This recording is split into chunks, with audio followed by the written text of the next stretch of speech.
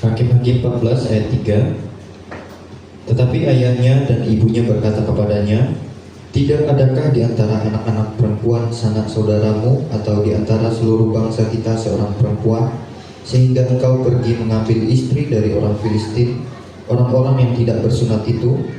Tetapi jawab Simson kepada ayahnya, ambillah dia bagiku sebab dia kusukai. Ayat 4. Tetapi ayahnya dan ibunya tidak tahu bahwa hal itu daripada Tuhan asalnya, sebab memang Simson harus mencari gara-gara terhadap orang Filistin, karena pada masa itu orang Filistin menguasai orang Israel. Iya, terima kasih Bapak Ibu. Kisah Simson ini menarik. Simson ini Bapak Ibu anak yang sudah dinazarkan. Nazar itu artinya yang sudah dijanjikan, ya, sejak dari masa kandungan. Mamanya Simson ini orang mandul, ayahnya namanya Manoah, berdoa sama Tuhan supaya diminta keturunan. Tuhan kasih, tetapi itu nanti akan lahir menjadi hakim. Maka ketika dia mulai dari kandungan, umatnya menang sampai mabuk, minum-minum anggur, tidak boleh, gitu kan. Nanti lahir, rambutnya unang dipotong. Ya, itu sudah sebagai nazir Bapak Ibu, sebagai nazar. Nah, Simson ini Bapak Ibu memang dikasih karunia khusus daripada Tuhan. Dia punya kekuatan yang sangat luar biasa. Kekuatannya begitu luar biasa Bapak Ibu, ya. Saudara, yang Pak Gembala mau soroti di sini adalah bagaimana cara Allah menyelamatkan umat Israel dari orang Filistin ini Bapak Ibu melalui Simson ini dan keluarganya. Ada beberapa hal yang Pak Gembala mau singgung di sini, dan itu akan menjadi perenungan bagi kita, ya, dalam kehidupan kita sehari-hari. Bagaimana Allah ingin memberkati kita, Allah ingin menolong kita, bagaimana caranya, cara Allahnya seperti apa. Yang pertama Bapak Ibu, kita renungkan yang pertama,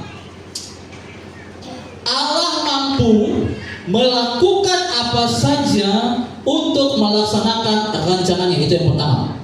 Hal yang pertama yang kita pelajari dari kisah Simson ini, bahwa Allah ini mampu, dia mau melakukan apa saja untuk melaksanakan rencananya. Bapak Ibu, Pak Gembala harus katakan, kita nggak ada panen, rencana Tuhan tuh berubah. Serius? Ada yang panen, oh Bu, kira-kira rencana Tuhan berubah, ada yang panen? Nggak ada panen. Tapi yang kita tahu dan kita yakini, dalam Yeremia pasal yang ke-29 ayat yang ke-11, bahwa Tuhan punya rancangan itu membawa damai sejahtera, bukan kecelakaan. Yeremia 29:11. Bahkan Bapak Ibu, di dalam pelaksanaan rencananya Bapak Ibu, dia bekerja. Ya, dalam Roma pasal yang ke-8 ayat yang ke-8, baca Bang. Itu bagaimana Allah turut bekerja dalam segala sesuatu ini, berarti rencananya Bapak Ibu untuk mendatangkan kebaikan. Baca Bang, Roma 8:28. Kita tahu sekarang bahwa Allah turut bekerja dalam segala sesuatu, iya, untuk mendatangkan kebaikan bagi mereka yang mengasihi Dia, iya, yaitu bagi mereka yang terpanggil sesuai dengan rencana Allah. Nah, itu dia Bapak Ibu. Jadi kita yang pasti tahu bahwa Allah punya rencana buat kita, itu pasti baik. Nggak ada kalah jahat rencana Tuhan, ya. Hanya Bapak Ibu, caranya unik. Cara dia melaksanakan untuk rencananya Bapak Ibu unik. Dari kisah Simson ini Bapak Ibu, untuk menyelamatkan bangsa Israel dari orang Filistin, Bapak Ibu, berbudak orang Filistin, ini unik. Yang pertama Bapak Ibu, caranya Bapak Ibu adalah di dalam ayatnya yang keempat tadi. Caranya adalah yang pertama, Allah cari gara-gara. Allah cari gara-gara Bapak Ibu, atau Allah cari perkara. Simson ini kan orang Yahudi Bapak Ibu. Orang Yahudi Bapak Ibu, pantangannya budayanya gak boleh kawin dengan bangsa yang lain. Itu pantangannya Bapak Ibu. Tetapi Simson ini jatuh cinta Bapak Ibu dengan orang Filistin yang bukan orang Yahudi. Ayat 4 sendiri jelaskan, ayahnya dan ibunya tidak tahu bahwa hal itu daripada Tuhan asalnya, sebab memang Simson harus cari gara-gara terhadap orang Filistin. Saudara, ini dia yang menjadi permasalahan, bahwa memang Allah mau cari gara-gara. Sebenarnya Allah cari gara-gara itu artinya Bapak Ibu sebenarnya ini sebagai sebuah peringatan. Ya, peringatan. Serius Bapak Ibu, peringatan buat kita. Ibarat bahasa polisi itu siaga 1, lampu merah buat kita. Tujuannya, kalau Allah sudah buat kayak begini, supaya Bapak Ibu tujuannya tercapai. Bangsa Israel mereka bebas dari perbudakan, manusia pun juga bertobat. Itu tujuannya. Maka saudara, saya mau katakan ini, cara Tuhan cari gara-gara Bapak Ibu lewat kisah Simson ini. Dia jatuh cinta dengan orang Filistin. Kemudian Simson diperdaya oleh dua betina yang dia jatuh cinta nih, ya. Dia diperdaya sama orang Tina, sama pasangan pelopaknya itu Delila. Dia ditipu Bapak Ibu, ditangkap, akhirnya ditangkap oleh orang Filistin Bapak Ibu, ya. Tujuannya supaya memang Simson bunuh orang Filistin itu tujuannya. Tapi Bapak Ibu, daripada itu Pak Gembala kasih hal praktis saja dalam kehidupan kita. Kok bisa ya? Ngapain Allah mau gara-gara kita gitu ya? Sebenarnya apa tujuannya? Nah, Bapak Ibu ingat baik-baik. Yang pertama Pak Gembala mau katakan sini. Dalam kehidupan kita ya, kadangkala Tuhan izinkan orang lain itu nyakiti kita. Ya. Kadangkala Tuhan izinkan cari gara-gara dengan kita melalui pangan. Ia nyakiti kita, ia nganu ke kita, ia nyosak ke kita. Pokoknya ia mula apa ke kita, sampai kita asasa di hati ya sasa. Tapi sebenarnya Tuhan lagi mendidik kita supaya kita lagi sabar, kita pandai melepas pengampunan, kita lagi pandai bertobat dari segala mulut yang berutang. Serius Bapak Ibu. Kadang-kala lihat Bapak Ibu, bukan hanya dari tetangga, anak sendiri. Hai ngapain anakku macam dia loh, Tuhan tuh hai. Sebenarnya Tuhan lagi ngedidik kita Bapak Ibu. Serius Bapak Ibu. Bagaimana kalau belajar dari kisah Simson Bapak Ibu? Ia cari gara-gara terhadap orang Filistin Bapak Ibu melalui Simson. Ternyata Tuhan pun biarkan dengan kita sebenarnya. Ia sengaja, bukan sengaja, ia izinkan, bukan sengaja, supaya ada orang-orang yang Tuhan pakai untuk mendidik kita, supaya hidup kita ini lebih bagus sebenarnya. Sikap hidup kita ini lebih bagus sebenarnya. Tapi karena kita ada kelopah dengan bonci, dengan gondang, dengan iri hati, labuhnya.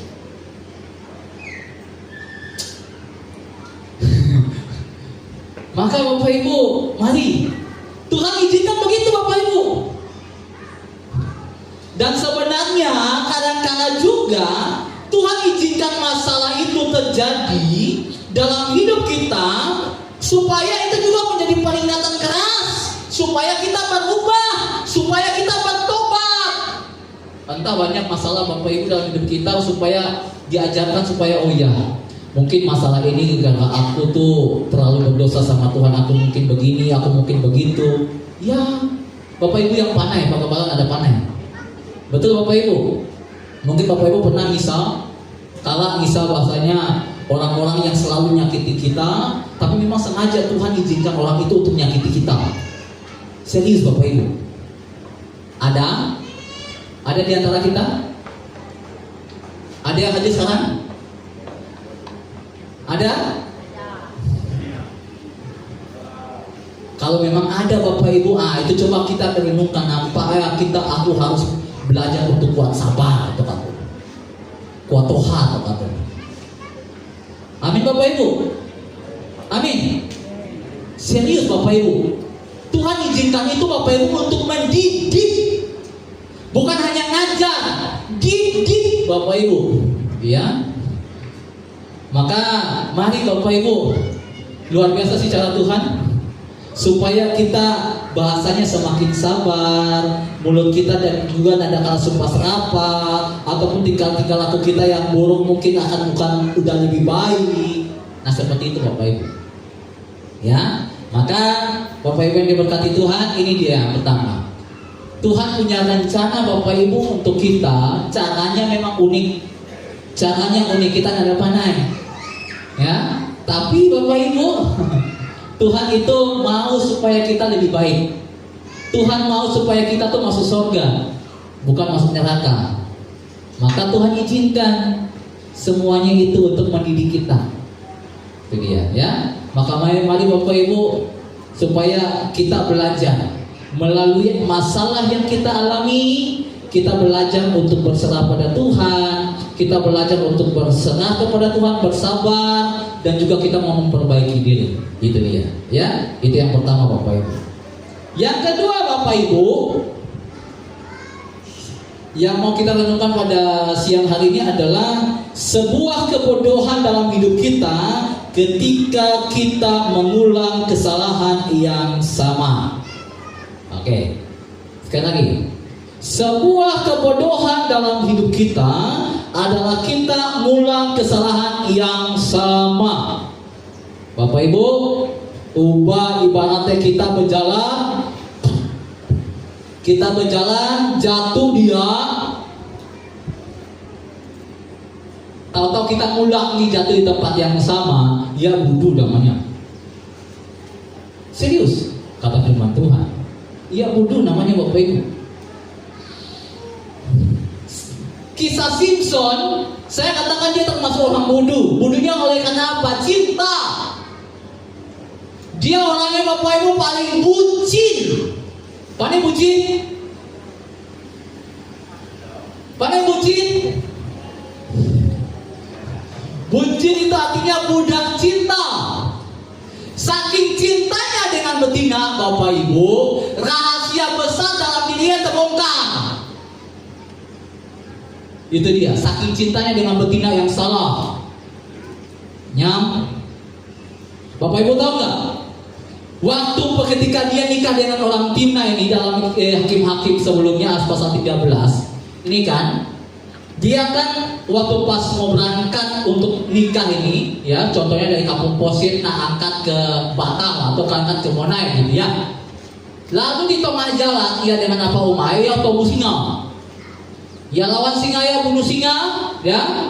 Dan lalu yang nikahlah dengan betina ya, pulang ya Bapak Ibu ada tomo apa jadi singa, bangkai singa itu ada madu.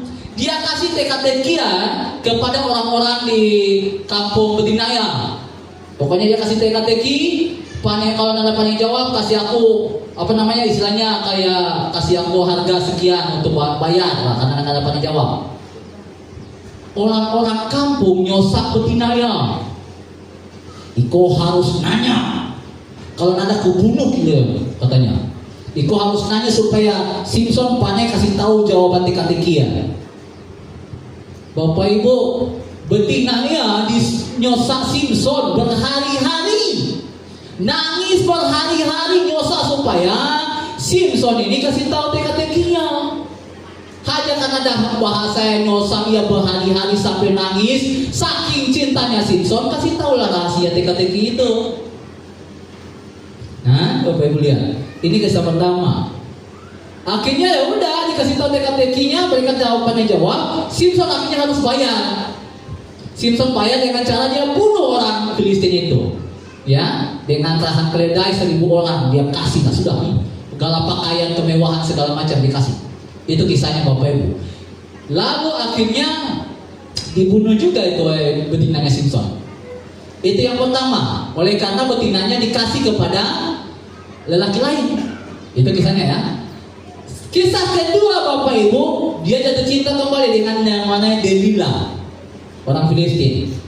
Nah, orang Filistin kan mau bunuh Simpson. Orang Filistin mau bunuh Simpson, ditanyalah sama Delila, kan Simpson bucin dengan Iko tuh. Jadi kau tanya, dari mana asal kekuatanmu? Dibujuklah Bapak Ibu Delila, Bapak Ibu. Delila bujuk Simpson supaya kasih tahu berhari-hari pokoknya sampai ini saking akhirnya ada haloma, akhirnya kekuatannya Bapak Ibu dikasih tahu kekuatannya itu ada pada rambut. Kalau kau cukur rambut rambutku sampai botak, maaf dah sih kekuatanku Bapak Ibu. Bapak Ibu lihat baik-baik. Simpson saking aja budu gara cinta, rahasia-rahasia besar yang diketahui banget. Saking budunya ya Pak, dengan gara-gara cinta. Anak muda di sini, ada anak muda, remaja, angkat tangan. Haleluya. Mana remaja-remaja yang kupantau tadi itu ada persembahan khusus maju tadi itu. Ingat Pak, unang budu gara-gara cinta.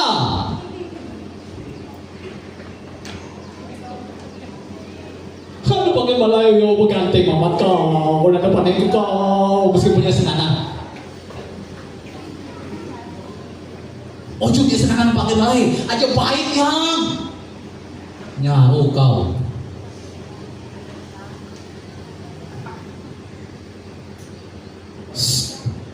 Mana anak mudanya? Hello, unang buta, ya. Una jadi budu, jangan jadi bucin, nyaru kau. Pakai balai jahat-jahat macam itu aja bully bini pun cantik-cantik kau, nyaru. Mana ya?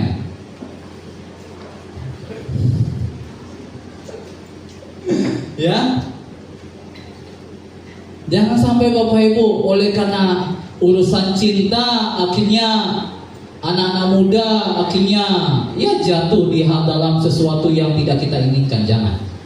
Ya, anak muda ingat, remaja-remaja, Pak Gembala pernah katakan remaja-remaja itu masih cimon. Apa itu cimon? Cinta monyet, kagum ja, gana ja, mana kau bagilah. Ya, itu dia. Jadi hati-hati. Tapi Bapak Ibu yang kedua dari kisah Simpson ini, kita belajar juga dari keluarga-keluarga. Hati-hati Bapak Ibu kita dari bini ataupun laki, belajar untuk jangan rahasia. Unang bongkar rahasia laki atau unang bongkar rahasia bini, kepangan. Amin. Betul. Aib laki dibongkar, aib bini dibongkar. Yang kesaksian Mas Samson bukan aib ya, itu bukan aib, itu kesaksian. Itu bukan aib Bapak Ibu. Kita mungkin apanya anyangnya orangnya buat penajo mungkin. Bagaimana orangnya itu kita mungkin apanya. Tapi Bapak Ibu mungkin aib yang mungkin dalam keluarga orang dibongkar ke pangan, dikesek ke pangan. Ini masalah. Ya, maka Bapak Ibu ketika masalah dalam Bapak kan udah ajarkan. Masalah dalam keluarga unang dibawa ke luar. Masalah dengan tetangga di luar unang dibawa ke dalam. Betul, amin Bapak Ibu. Iya. Ya. Maka Bapak Ibu mari dalam hidup kita firman Tuhan katakan dalam hal yang kedua ini unang budu. Tapi belajarlah mengerti kehendak Tuhan seperti dalam Efesus 5 ayatnya yang ke-17. Jangan jadi bodoh Bapak Ibu. Belajarlah mengerti kehendak Tuhan dari Simpson itu. Ya, jangan buta oleh karena cinta, hai anak muda. Tetapi juga dari kita sebagai keluarga, belajarlah jaga rahasia. Istri, suami, jaga mulut baga-baga supaya unang bongkar aib keluarga. Ini penting Bapak Ibu. Ya, aib keluarga unang dibongkar. Cukup itu hanya produksi dalam keluarga. Ini penting Bapak Ibu. Kasihan Bapak Ibu kita istilahnya jelek-jelekin laki diri kita, ya laki kita ke diri kita jelekin kepangan nyaru. Bini kita ke diri kita jelekin kepangan, yo apa yang gue posi Kan tidak mungkin Bapak Ibu, ya. Jadi mari Bapak Ibu, dua hal ini menjadi perenungan bagi kita supaya bahwa Allah punya rencana yang baik dalam hidup kita. Mari kita belajar untuk melihat kepada cara Tuhan. Yang kedua, mari kita belajar untuk mengerti kehendak Tuhan supaya kita semua diberkati oleh Tuhan kita Yesus Kristus. Biarlah kiranya firman Allah ini memberkati kita, biarlah nama Tuhan dipermuliakan. Saya ajak kita semua bangkit berdiri.